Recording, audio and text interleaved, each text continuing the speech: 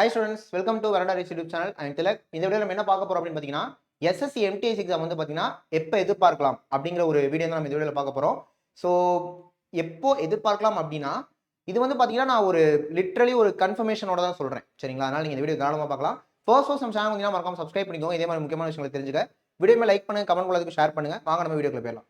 So already SSC MTS exam வந்து பாத்தீங்கன்னா டிசம்பர்ல வந்துரும் அப்படின்னு தான் நம்மளுமே சொல்லியிருந்தோம். ஸோ அதை கேட்டு ஸ்டூடெண்ட்ஸ் எல்லாருமே வந்து பார்த்தீங்கன்னா நல்லபடியாக படிச்சுட்டு இருக்காங்க எல்லாருமே. ஸோ படிச்சுட்டு இருக்கவங்களுக்கு உண்மையாலுமே வேற லெவல் நீங்கள். இப்போ என்னன்னா அடுத்தடுத்து எஸ்எஸ்சியில் வந்து பார்த்தீங்கன்னா எக்ஸாமுக்கு டேட் ஃபிக்ஸ் பண்ணிட்டாங்க. அந்த நியூஸ் உங்களுக்கு கண்டிப்பாக தெரிஞ்சிருக்கும். இப்போ ஆரம்பிக்கிற எக்ஸாம், இந்த டிசம்பரில் ஆரம்பிக்கிற எக்ஸாமு கிட்டத்தட்ட ஒரு 4-5 எக்ஸாமுக்கு டேட் சொல்லியிருக்காங்க. இப்போ இந்த டிசம்பர் 10, 11, 12 ஏதோ ஒரு எக்ஸாம் இருக்கு. அப்புறமேட்டுக்கு டிசம்பர் 16 ஒன்று ஆரம்பிக்குது, அது ஒரு 4 நாள் இருக்கு. லிட்டரலி அடுத்தடுத்த நாள் எக்ஸாம்ஸ் இருக்கு. அப்படியே அதாவது எப்படி சொல்ல வரேன்னா ஒரு எக்ஸாம் வந்து ஒரு 4-5 நாள் நடக்குது, ஒரே நாள் கேப் போட்டு திரும்ப 4-5 நாள் எக்ஸாம் நடக்குது. அந்த மாதிரி ஜனவரி 22ஆம் தேதி வரைக்கும் தொடர்ந்து எக்ஸாம் இருக்கு. ஓகேவா? எஸ்எஸ்சியில்.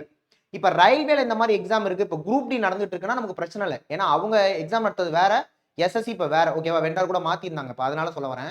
ஆனா எஸ்எஸ்சி தான் நடத்துது அப்படிங்கிறப்ப இந்த டேட்ஸ்ல கண்டிப்பா எம்டிஎஸ் இருக்க போறது இல்லை.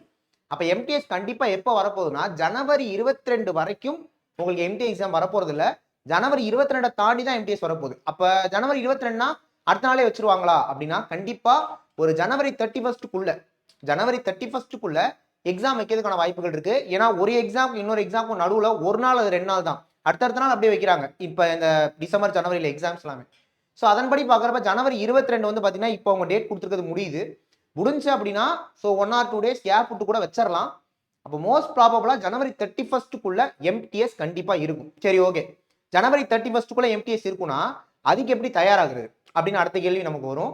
ஸோ இதில் உங்களுக்கு பேட்டர்ன் தெரியும் அப்படின்னு நினைக்கிறேன். ஸோ ரீசனிங் ஆகட்டும், ஆப்டிடியூட் ஆகட்டும் சேர்ந்து 40 கொஸ்டின் இருக்கு. ரீசனிங் ஆப்டிடியூட் சேர்ந்து 40 கொஸ்டின் இருக்கு எம்டிஎஸ்ல.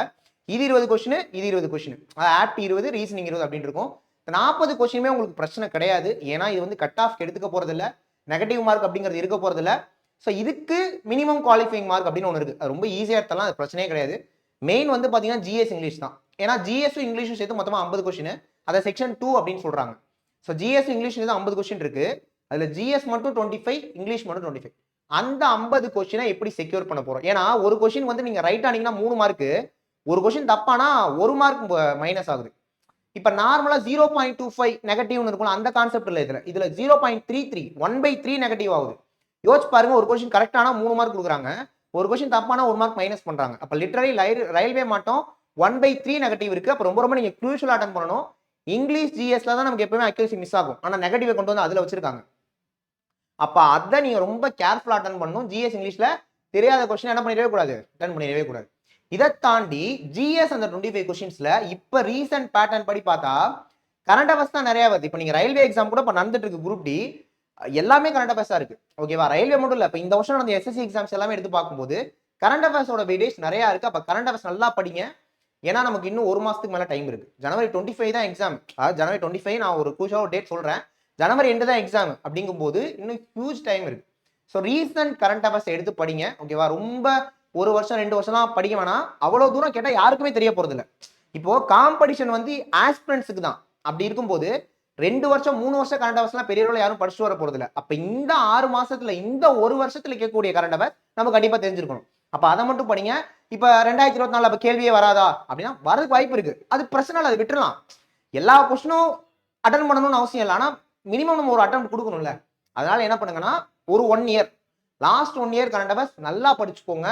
இருக்கக்கூடிய டைமை யூட்டிலைஸ் பண்ணிக்கோங்க. ஏன்னா நிறைய பேர் டிசம்பர் டார்கெட் வச்சு படிச்சுப்பீங்க. நம்மளுமே நிறைய வீடியோ சொல்லியிருந்தோம்.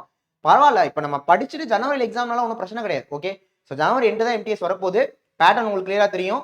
இது 25 கொஸ்டின், அது 25 கொஸ்டின், மொத்தமா 50 கொஸ்டின். GS 25, English 25, 50 question. இந்த 50 கொஸ்டின்ல மேக்ஸிமம் மட்டும் கொடுக்க பாருங்க. இதுதான் உங்களோட கட் ஆஃப் தீர்மானிக்க போறது. ஞாபகம் வச்சுக்கோங்க, ரைட் ஆனா 3 மார்க் கொடுப்பாங்க, தப்பானா 1 மார்க் மைனஸ் ஆயிரும். ஸோ 3ல 1 மார்க் குறையுது. அதுக்கேற்ற மாதிரி பிளான் பண்ணிக்கோங்க. ஸோ கொடுக்குற அட்டெம்ப்ட் அக்யூரேட்டா கொடுக்கணும், அதுக்கு நல்லா படிக்கணும், டேட்டாஸ் ஞாபகம் இருக்கணும், இங்கிலீஷ் தொடர்ந்து ப்ராக்டிஸ் பண்ணிட்டே இருங்க. ஓகேவா? சரி, மேக்ஸ் ரீசனிங் அப்ப என்ன சார் பண்றது? சுத்தமாவே பார்க்க வேணாம், சுத்தமாவே பார்க்க வேணாம். இருந்தாலும் சுத்தமா பார்க்காம எப்படி சார் அட்டன் பண்ணது அப்படின்னா அதுக்கு நம்ம வீடியோஸ் கொடுக்குறோம். ஓகேவா? எப்படி பிளான் பண்ணலாம் அப்படின்னா எம்டிஎஸ் பொறுத்த வரைக்கும் எம்டிஎஸ்ல மட்டும் என்னென்ன கேள்வியெல்லாம் கேட்டிருக்காங்க எக்ஸாம்ல, அதை நம்ம வேணா வீடியோவா கொடுக்கலாம். நீங்க அதை மட்டும் பாருங்க போதும். மேக்ஸ் ரீசனிங்க்கு தனியா நீங்க நேரமே ஒதுக்க தேவையில்லை. ஒரு நிமிஷம் கூட நீங்க தனியா டைம் ஸ்பெண்ட் பண்ண வேணா. என்ன பண்ணுங்க, நம்ம வீடியோஸ் கொடுக்கணும், அதை மட்டும் பார்த்துக்கோங்க. எம்டிஎஸ் மட்டும் பிரத்யேகமாக ஒரு வீடியோ கொடுக்குறோம் இனிமேட்டுக்கு, அதை பாருங்க போதும்.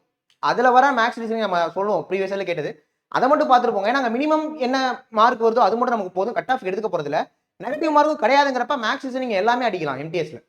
ஜிஎஸ் இங்கிலீஷ் தான் பார்த்து பக்குவமாக அடிக்கணும், இது எல்லாமே அடிக்கலாம். அப்படிங்கிறப்ப நம்ம கொடுக்குற வீடியோஸ் பார்த்துக்கோங்க போதும். ஜிஎஸ் இங்கிலீஷை ஃபுல் ஃபோக்கஸ் பண்ணுங்க. ஒரு மாதம் ஒன்றும் டைம் இருக்கு, ஒரு மாதத்துக்கு மேலே டைம் இருக்குன்னா ஜிஎஸ் இங்கிலீஷை நல்லா படிங்க. மேக்ஸ் ரீசனிங் தொடவே வேணாம், நம்ம கொடுக்குற வீடியோஸ் மட்டும் பாருங்க, அதுவே போதும். ஓகேவா? இதான் நம்மளோட பிளான்ல கிளியரா இருக்கணும். ஸ்ட்ராட்டஜி ரொம்ப முக்கியம். ஓகேவா? ஸோ எதுல ஃபோக்கஸ் பண்ணணும், எதுல ஃபோக்கஸ் பண்ணக்கூடாது அது தெரியணும். கரண்ட் அஃபேர்ஸ் நல்லா படிங்க. சயின்ஸ் பெரிய அளவில் முக்கியத்துவம் கொடுக்க வேணாம். ஜிஎஸ் பொறுத்த வரைக்கும் அந்த 25 கொஸ்டின்ஸ் கேட்குறாங்கன்னா சயின்ஸ் பெரிய அளவு முக்கியத்துவம் கொடுக்க வேணாம். கரண்ட் அஃபேர்ஸ் நல்லா படிங்க, ஸ்ட்ராட்டஜிக்கு நல்லா படிங்க. முடிச்ச பிறகு இந்த ஹிஸ்ட்ரி, பாலிட்டி, எக்கனாமிக்ஸ் அதெல்லாம் படிங்க. சயின்ஸ் வந்து பெரிய அளவில் இம்பார்ட்டன்ஸ் கொடுக்க தேவையில்ல. டைம் இருந்தா படிச்சுக்கலாம். நீங்க கரண்ட் அஃபேர்ஸை படிச்சுட்டு டைம் இருந்தா சயின்ஸ் படிங்க. அதான் சயின்ஸுக்கு முக்கியத்துவம் கொடுத்து கரண்ட் அஃபேர்ஸ் விட்டுற வேணாம். அதனால சொல்றேன், சயின்ஸ் படிக்க வேணாம்னு சொல்ல, முதல் இம்பார்ட்டன்ஸ் கரண்ட் அஃபேர்ஸ் கொடுங்க. முடிச்சுட்டு டைம் இருக்குன்னா நீங்க சயின்ஸ் படிச்சுக்கலாம். சார் கரண்ட் அஃபேர்ஸ் முடிச்சுட்டு எப்படி டைம் இருக்கும், அது படிச்சுக்கிட்டே தானே இருக்க போறோம் அப்படின்னு நீங்க சொல்லுவீங்க. அதனால தான் சொல்றேன், சயின்ஸ்க்கான இம்பார்ட்டன்ஸ் கொஞ்சம் கம்மியாவே கொடுங்க. ஓகேவா? ஸோ நடக்க போற எக்ஸாம் எம்டிஎஸ் ரொம்ப ரொம்ப முக்கியம். ஞாபகம் வச்சுக்கோங்க.